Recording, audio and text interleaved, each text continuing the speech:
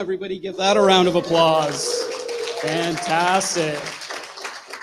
Today we reflect on Creality's incredible years, 11 years in the 3D space, and unveil the next innovations shaping our future. As we look back with pride and ahead with excitement, we want to thank you, our global Creality crew, both live and virtual, for joining us today. We would not be here without you. We've prepared an exciting lineup, including inspiring stories, cutting-edge product announcements, and insights from our leadership team. Speaking of which, I'd like to now introduce Larry Yee, Creality's Vice President and Chief Strategy Officer, to give the opening remarks. Larry, come on up.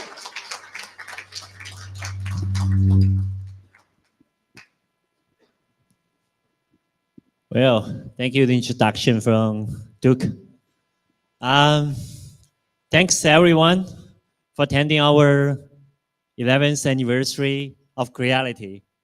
I'm greatly honored to be here sharing the exciting moments with all you guys. So our company has a historic and established footprint during the past 11 years. And we have achieved a lot of milestones. So we have built the brand from scratch in 2014, and we have sold millions of printers, lasers, and scanners all over the world. However, we still remember the first day when we founded the company, the motto from the bottom of our heart, that is fulfilling the dreams of makers and innovated products based on the opinions from every maker. Especially for our user family in the States. So this country is full of creativities and freedom spirits. So these memories are from the DNA of every person in this territory. Thanks for your help, our United States family. Fortunately, with all the support from all of you, we are still on the original path and realizing our vows.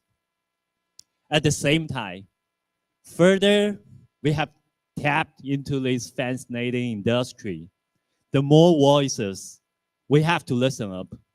We will never, ever forget the sounds from every maker in our Creality family, and we could go to nowhere without the support from all you guys. So here, I'm gonna announce Creality will value every member's sound in our family much more than we have done for the last 11 years.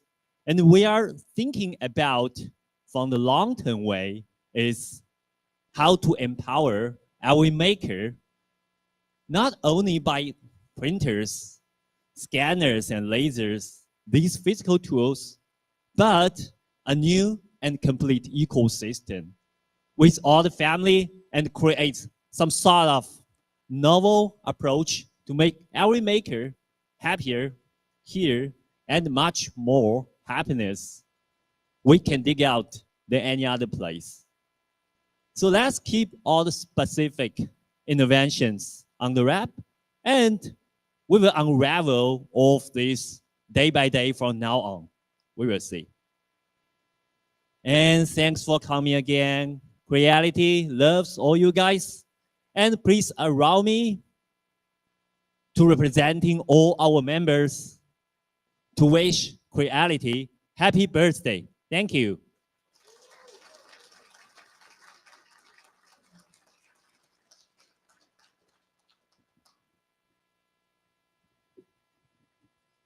Fantastic. Truly inspiring words, Larry. Thank you so much. Once a futuristic novelty found in expensive labs, thanks to Creality, 3D printing is now an affordable, adaptable tool reshaping how we build, design, teach, heal, and even express ourselves. From revolutionizing industrial production sparking creativity in STEM education, disrupting the medical and prosthetics industry, and reimagining art and design. Creality machines have transformed industries worldwide.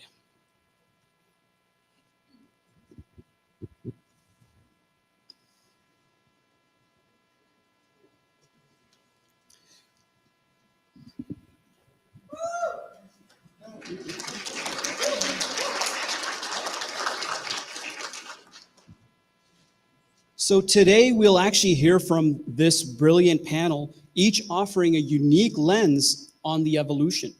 Here with me, we have Sterling Backus, Rick Womack, Ian Davis, and Dylan O'Connell. Gentlemen, thank you for joining us. Give them a round of applause.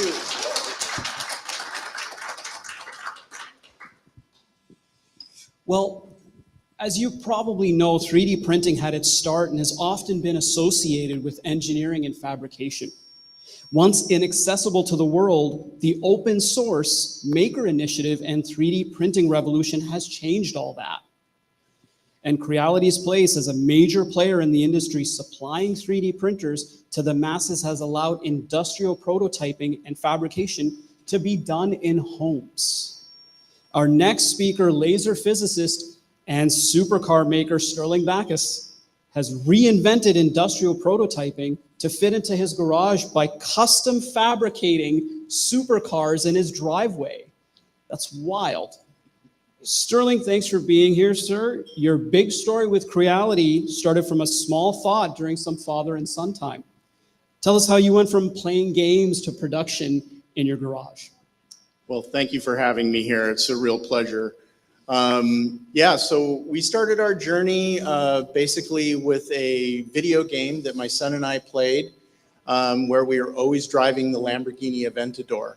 It was our favorite car. We both loved it very, very much. And one day my son quipped to me, he said, "Hey, Dad, could we build one of those?" And most fathers out there would say, "Yeah, right," or no. But I actually said yes, because I thought it was kind of a cool challenge, and it would also be a great way of showing my son some of these technologies and getting him into mechanics and things of that nature. So we started our journey by building a car from scratch, and it was going to be a Lamborghini Aventador, but we had a challenge. The challenge was, how are we going to make the car panels? Are we going to use standard techniques, or are we going to use something really cool? Well, we decided to use something really cool. I had experience from my job for doing 3D printing, and we'd seen how much that technology had improved over time and how much the cost had come down. And so that's when we decided to use Creality's CR10S to print the entire body shell of a life-size Lamborghini Aventador. And that story doesn't really end there. The story actually continues by when we actually got to the media and started doing interviews about our project. It was a cool father-son project. Plus it was interesting because it was a Lamborghini Aventador, excuse me. And then Lamborghini themselves got a hold of the story. And a lot of you out there are probably wondering, uh-oh, is this going to be a problem? So I got a call from the chief marketing officer, Katia Bassi, at Lamborghini in Sant'Agata, Italy. And when she introduced herself, the first thing I said to her was, "Am I in trouble?" Her response was no, very much not. That they loved the project, that everybody was talking about it at the factory, and the fact that we were using 3D printing was something that they were very interested in. And so they decided they were going to do a Christmas commercial with us, so they came over to the United States. I'm sure they didn't fly coach.